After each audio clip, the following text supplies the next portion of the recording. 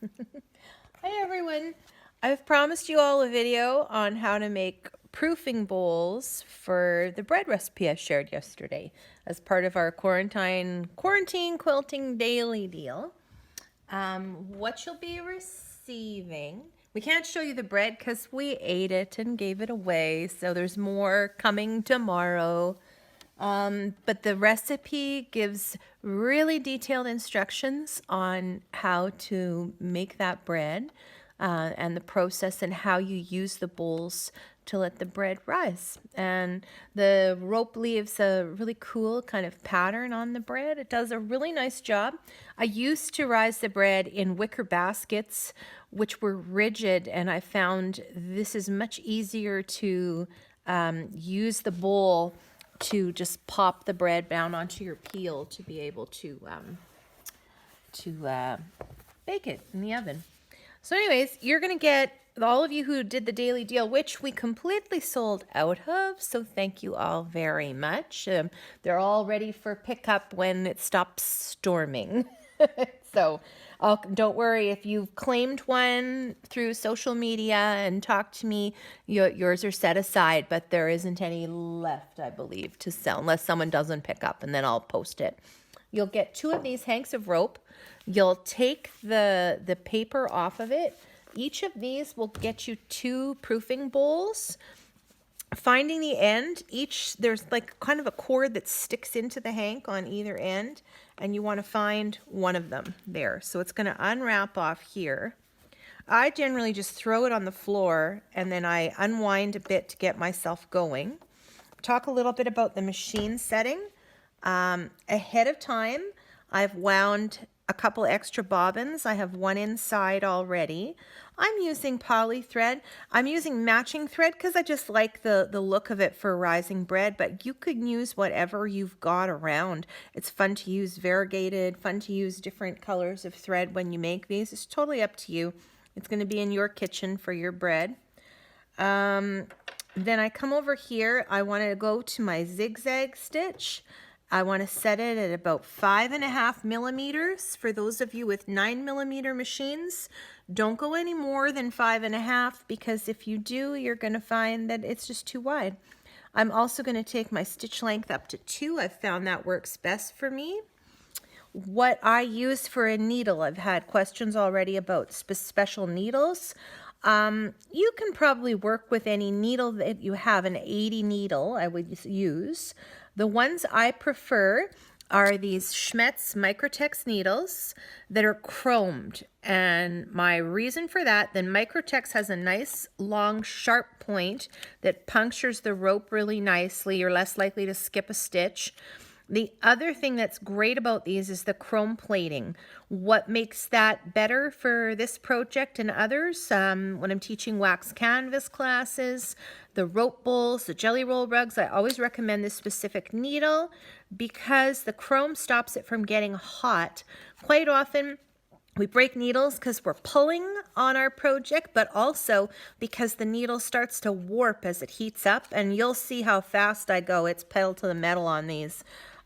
You're putting a lot of stitches per minute. At least I'm maxing out what my machine can do. That's 900 per minute. So that needle is burning hot. This keeps it a little cooler, less likely to bend. I find while they're more expensive by a few bucks per pack, they last twice as long. So these are my go-to. I use this for just about anything. Any of you who have taken classes with me know that I'm always plugging these needles. I should get a commission from Schmetz. So if anyone watching this hears that, let them know. Anyways, to start, so machine's ready, extra bobbins. My width is set at 5.5.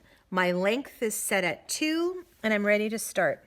So I get the end of my coil. I have the tail hanging off to the right-hand side. This is very important. And all I'm going to do is make a little coil. About 3 rounds, it looks like that. I don't use any pins. I just get it coiled and I come over here and start over to the left side. And I get my zigzag and I go down, put my needle in the stop down position. Then I'm going to just back up come closer to the center. All I really want to do is get a nice sort of secure little coin to start my bowl with.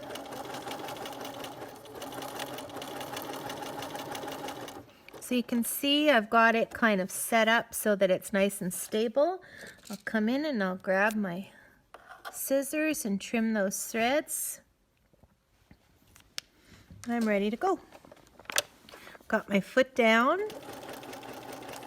And all I'm doing, the first rounds are a little trickier. I might have to lift. If I had my knee lift on, I would use it. But this way you can see, for those of you who don't have, what you need to do is just lift that presser foot the first few rounds. My left hand's helping manipulate it, and the right hand is guiding. You can see I have my open toe embroidery foot on. This is personal preference. I find that this foot just does the trick for me when I'm making bowls. It's got a little groove on the back that helps feed everything in. And I can see my field of vision's really good. I can see that I'm catching both sides. So much like making jelly roll rugs, you can see I'm not forcing. I'm letting the feed dogs on the machine do the work. It's my hands are just acting to guide. So the feed dog is pulling that rope. I've just got my long coil down here, and I'm working it around. So right now I'm building the base of the bowl. Picking up thread.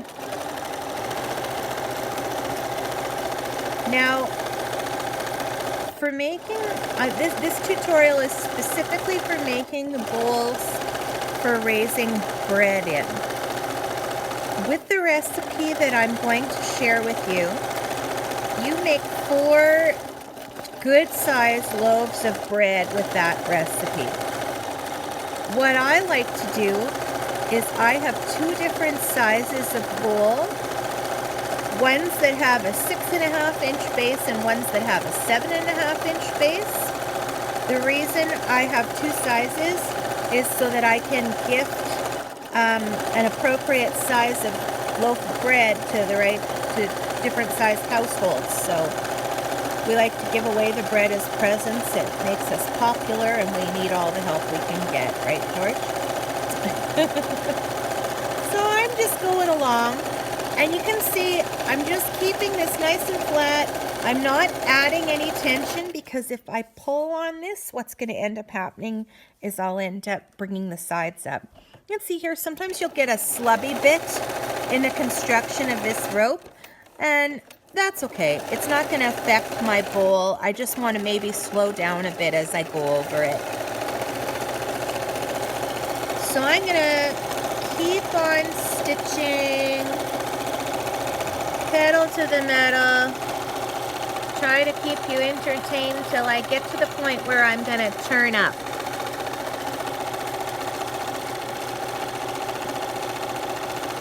I'm going to make this one a 7-inch base, because with your 2 hanks of rope, you would get 4 of these from those 2 hanks. I know there's enough rope to get that out. So I'm just going to keep letting it build. If your rope starts to twist, just give it a little wiggle.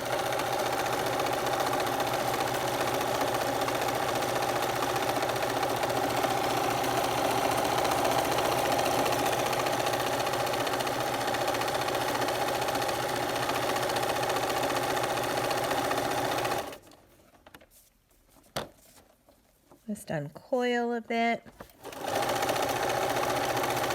And I look at it and I think it's around 6 inches. I'll give it a few more rounds and then I'll get out my favorite tape measure.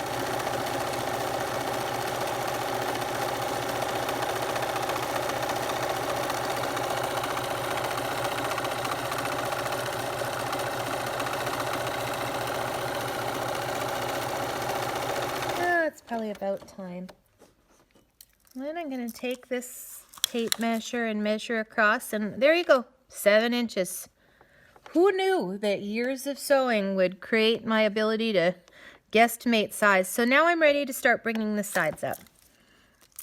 So what I'm going to do, if I'm doing a bowl like this that has a hard straight side, you then come up and you pull this right up high and put lots of tension in the rope.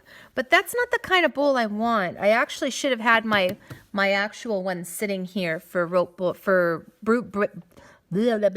bread proofing. I want to have a more gently sloped edge. If I raise it in here, I'm going to find that the shape of it isn't going to be as nice to make a round dome. So what I want to do now is I want it to be a little more gentle. So I'm going to keep this tilted at right around 45 degrees, and I'm going to put a small amount of tension in my hand. And you'll be able to see pretty quickly how my slope is coming. Now the key here is consistency. If I have a lot of change in how much tension I put in this rope, or if I really move this up and down, if I can keep that right around 45 and keep the same amount of tension, I'll get a nice, gently sloped bowl. Perfect for proofing bread.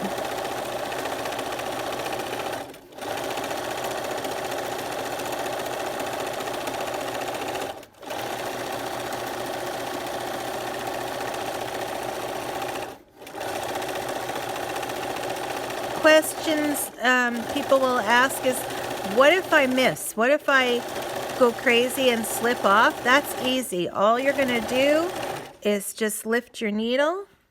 Say I had split this open and gone off, and just backtrack and continue to sew. Sew right over those threads. But what you don't want to do is, if you miss, think I'll go back and get it later, because it gets really hard to get your bowl in underneath the needle.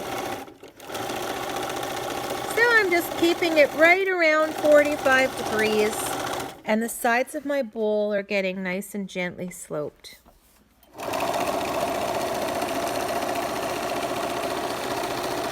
I've got George videotaping this, and I'm hoping he's not making you all dizzy, because he seems to be moving around a bit here.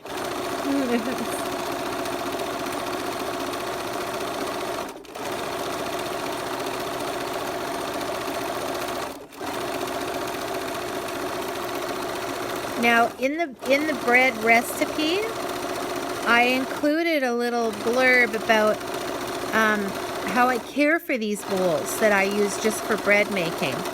Now, I flour them directly.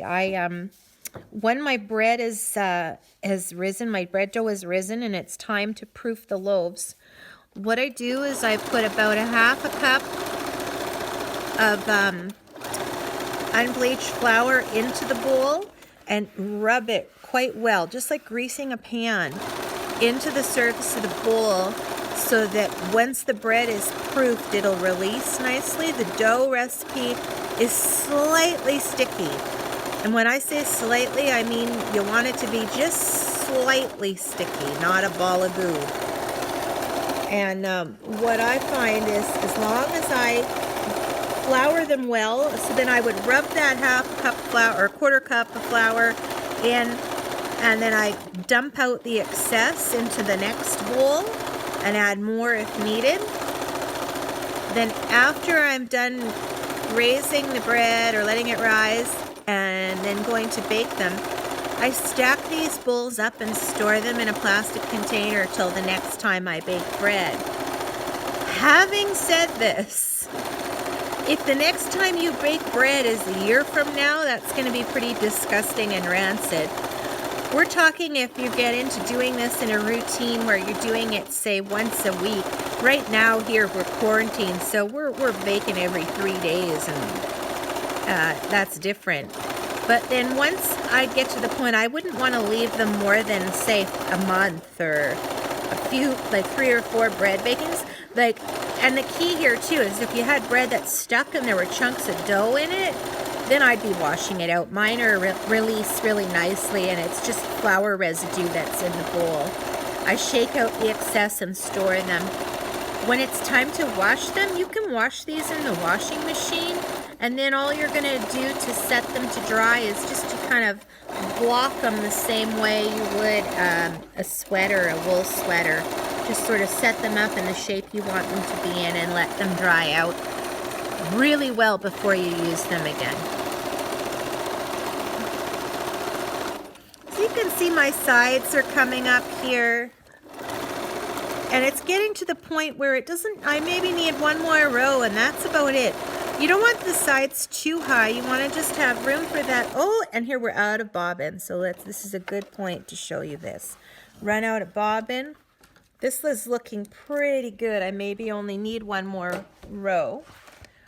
So here's my bowl. It's ready to put the dough in. I've got a nice sort of 45-degree slope. You can see that the slope of the sides pretty much echoes whatever angle I've held it at as I make it.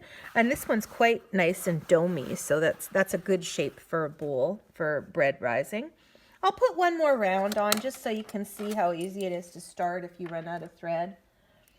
I'll put my new bobbin in that I had ready.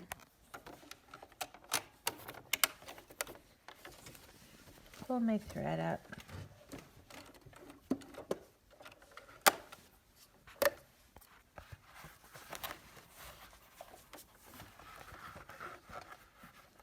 Go back a little bit from where I started, back stitch once or twice, and just continue on. I'll go around one more time.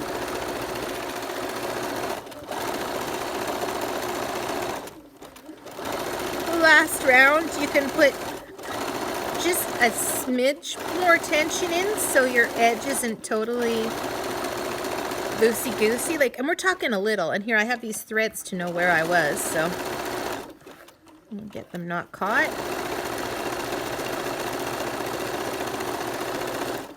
I'll get there and I'll back stitch and stop. Then I'll show you how I like to finish them when I'm using them for proofing bread. Now, I do decorative finishes on the ones that are for accessories, the ones that I sell. Someone's going to comment now, hey, that rope doesn't look the same. That's because it's not. This is macrame cord that I use for these ones. It's a little harder to manipulate than the clothesline. Either one works well. If you had a bunch of this left from the 70s when macrame was your passion, you totally could make some more out of these. The key is you want to be using cotton rope because the cotton just works really nice for releasing the bread dough. I find it flours nice. It works well. This one is easier to manipulate and easier to learn how to do bowls. I put a loop on for more than one reason. I like how it looks. It's cute. But then if I'm proofing them, sometimes I'll proof my bread and I'll bake something in the morning and then just leave the oven where it's warm but not on, and I'll throw them in if I want to speed things up because God knows I'm always in a hurry. This is nice to grab them out of the oven without sort of pushing on them too much and then changing the shape of your loaf of bread or risking it fall, like God forbid. Okay, so all I've done is I've made this loop, and then I'm going to come in here and just kind of squash this underneath and zigzag.